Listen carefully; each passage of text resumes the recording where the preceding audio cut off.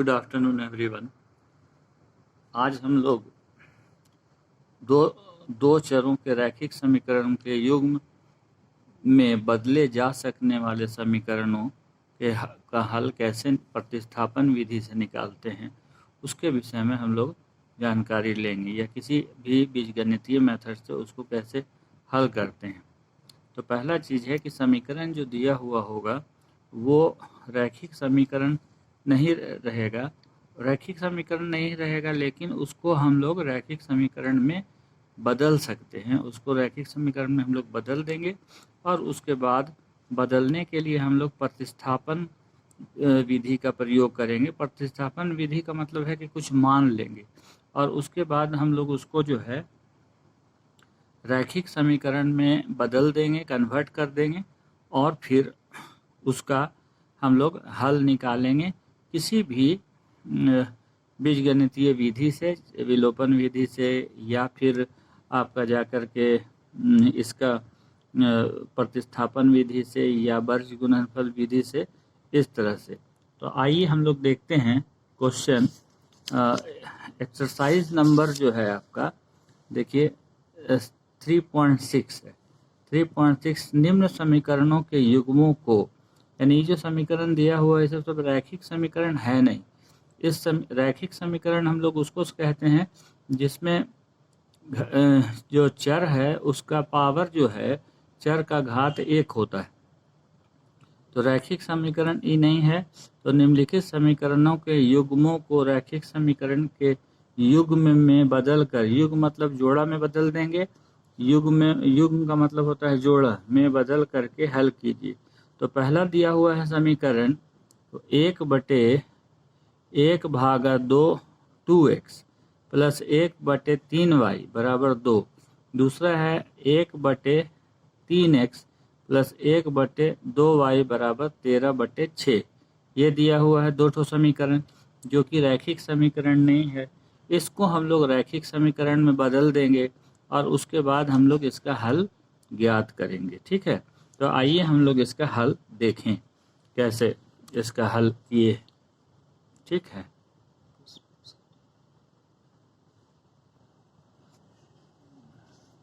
देखिए पहला प्रश्न है प्रश्नावली 3.6 का NCERT गणित का क्वेश्चन नंबर है आपका 1। क्वेश्चन नंबर 1 का पहला क्वेश्चन है। ठीक है, पहला क्वेश्चन का हल है ना, का हल कर रहे हैं। तो दिया हुआ है 1/2x प्लस 1/3y बराबर 2। ठीक है, और दूसरा दिया है 1/3x प्लस 1/2y बराबर 13/6। ये दिया हुआ है, जो कि रैखिक समीकरण नहीं है। तो हम लोग मानेंगे 1/x को a मान लिए हैं और 1/y को b मान लिए हैं। ठीक है, अब यहाँ पर देखिए हम लोग यहाँ पे हम दिखाए हैं समझाने के लिए 1/2x बराबर 1/2 इंटू 1/x। जिस तरह से हम लोग 1/6 को लिख सकते हैं 1/2 इंटू 3, इसको हम लोग लिख सकते हैं 1/2 इंटू 1/3। इंटू मतलब गुना। 1/3y को हम लोग लिख सकते हैं 1/3 इंटू 1/y। तो उसी प्रकार यहाँ पर आप देखिए 1/2x है ये। यहाँ पे देखिएगा ये जो समीकरण है इसमें ये 1/2x है। इस 1/2x को हमने इसको यहाँ पे ऐसे लिखा है समीकरण 1 से 1/2 इंटू 1/x। फिर ये वाला को हमने ऐसे लिखा है 1/3 इंटू 1/y बराबर ये आपका 2 है। तो यही समीकरण 1 है। अब 1/x को हमने क्या माना है a, तो 1/x के जगह में हमने a लिख दिया और 1/y के जगह में हमने क्या लिख दिया, b लिख दिया। यही माना है। तो 1/2a प्लस 1/3b बराबर 2 हो गया। यह समीकरण 3 मैंने मान लिया। ठीक है, यहाँ तक समझ रहे हैं। अब दूसरा समीकरण देखिए क्या है। दूसरा समीकरण है आपका 1/3x प्लस 1/2y बराबर 13/6। तो समीकरण दूसरा को हम लोग ऐसे करके लिखे हैं दूसरा समीकरण को 1/3 into 1/x plus 1/2 into 1/y बराबर 13/6। अब यहाँ पे 1/x जो आप दिख रहा है इसके जगह में a लिख दिए, और यहाँ पे 1/y जो लिख रहे हैं उसको b लिख दिए हम लोग, इसलिए कि 1/y जो है वो b के बराबर माने। तो 1/3a प्लस 1/2b बराबर 13/6 हो गया। इसको समीकरण 4 मान लिए। अब समीकरण 3 से, तो समीकरण 3 में 1/2a प्लस 1/3b बराबर 2 है। तो 1/2a प्लस 1/3b, यहाँ पे देखिए समीकरण 3 में जो 1/2a प्लस 1/3b बराबर 2 है, इन दोनों का लघुत्तम समापवर्तक या एलसीएम लिए हैं तो 6 आया। 6 में 2 से भागा दिए तो 3 आया। 3 इंटू a तो 3a। अब फिर प्लस आ गया, 6 में 3 से भागा दिए 2 आया। 2 में 20 से गुना किए 2b हो गया बटे 6 बराबर 2 हो गया। यहाँ पर ये पूरा समीकरण में 6 भागा जा रहा है, तो 6 इधर लाएंगे राइट हैंड साइड के तरफ, दाहिने हाथ के तरफ, इक्वल टू के इधर, तो भागा में चला जाएगा। तो 3a प्लस 2b बराबर 2 इंटू 6 हो गया। तो यानी 2 इंटू 6 12 होता है। तो 3a प्लस 2b बराबर 12 हो गया। तो ये समीकरण को हमने 5 मान लिया। ठीक है, यहाँ तक समझ में आया होगा। उसके बाद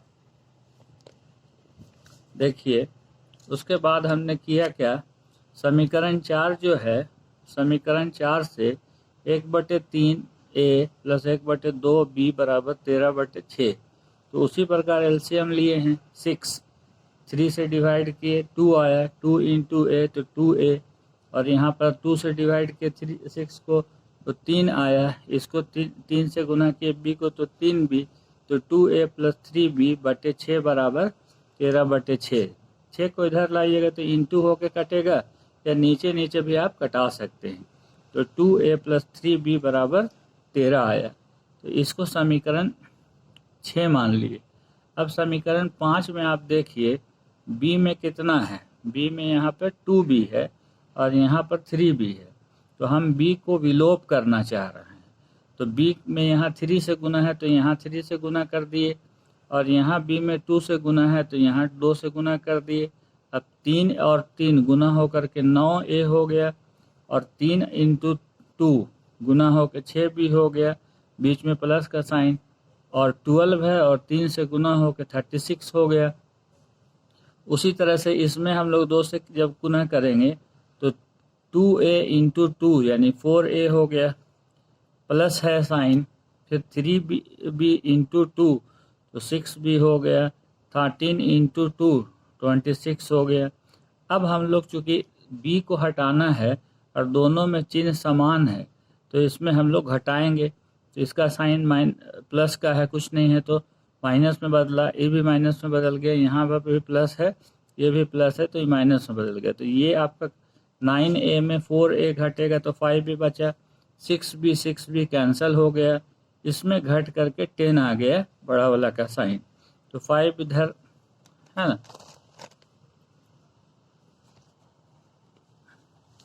अब हम लोग यहाँ पे देखिए, ठीक है, यहाँ पे अब देख लीजिए कि यहाँ पे आपका कट करके हम लोग का 5 और 10 कट करके कितना आ रहा है, a बराबर 2 आ जा रहा है। a का मान हम लोग का है 1/x को a माने हैं, तो 1/x बराबर 2 आ गया। a के जगह में क्या लिख देंगे, 2 लिख दिए। 2 बटे कुछ नहीं है तो 1 है, तो इसको उलट दीजिए सीधे, तो x/1 बराबर 1/2 हो गया। तो x का मान 1/2 हो गया सिर्फ उलटने पर। अब देखिए x का मान 1/2 हो गया है, और b जो है आप देखिएगा यहाँ पे b का वैल्यू कैसे निकला। a का मान 2 है, a का मान आप देखिए समीकरण 4 में a का मान 2 रखने पर, तो 2a प्लस 3b, ठीक है, 2a प्लस 3b बराबर 13। तो 2a का a के जगह में वैल्यू रखे हैं कितना, ए की जगह में वैल्यू रख दिए हैं आपका ए का मान 2, तो 2 इंटू 2 4 हो गया, प्लस 3b बराबर 13। 4 को अब इधर ले गए हैं दाहिने हाथ की तरफ, इक्वल से इधर ले जाएंगे तो 4 से पहले जो साइन प्लस का है वो माइनस में बदल जाएगा, तो 3b बराबर 13 माइनस 4 बराबर 9 हो गया। अब 3 से कैंसिल हो गया, तो कैंसिल होकर b बराबर 3 आया। b बराबर जब 3 आ गया तो हम लोग जानते हैं यहाँ पे लास्ट में किए हैं b बराबर 3 है और b को हमने माना है 1/y, तो 1/y बराबर 3, तो 3 का मतलब 3/1 भी लिख सकते हैं। इसको उलट देंगे तो y/1 बराबर 1/3, 1/3 हो जाएगा। इसका मतलब y बराबर 1/3 हो जाएगा। तो समीकरण का हल हो गया x बराबर 1/2 और y बराबर 1/3। तो इस तरह से हम लोग समीकरण का हल करेंगे।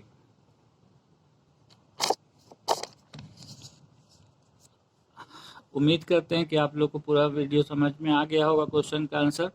अब दूसरा प्रश्न के लिए हम अलग वीडियो बनाएंगे और उसमें हम लोग इसी तरह का क्वेश्चंस है उस क्वेश्चन को हल करेंगे। आप लोग कृपया करके दूसरा वीडियो भी देखिएगा और पूरा शुरू से अंत तक का वीडियो देखिएगा और लाइक, सब्सक्राइब और शेयर ज़रूर कीजिए चैनल को और कमेंट भी ज़रूर कीजिए प्लीज़।